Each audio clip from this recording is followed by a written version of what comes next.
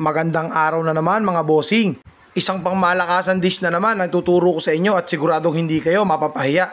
Ito nga pala ang aking sweet and sour gamit ang isdang tilapia. Let's go!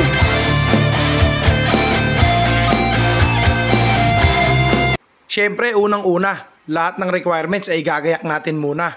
Ginayat ko lang pala ng puro pahaba para mas lalong maporma. Magsalang lang ng kawali at siguraduhin mong mainit yung mantika para naman maiwasan dumikit yung balat ng ating tilapia.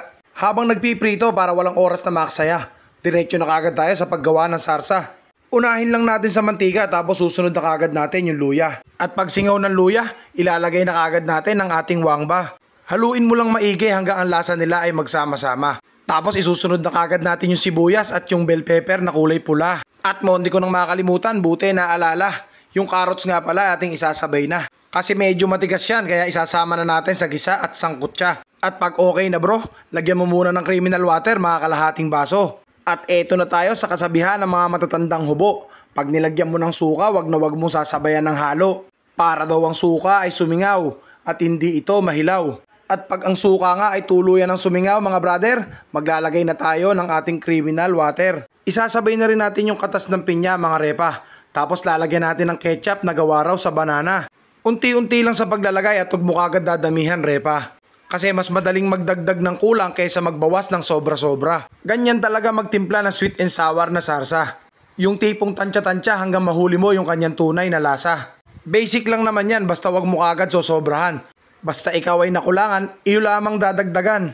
At tapos na nga tayo sa sour niya, lipat naman tayo sa sweet. Asukal lang at yung pinya. Diyan na mabubuo yung sweet and sour na lasa niya mga repa. Siyempre atin muna itong titikman. Sa alat medyo okay na kulangan, kaya ito muna ay aasnan bago natin tuluyang palaputan. Sa pagpapalapot ganun din ang sistema.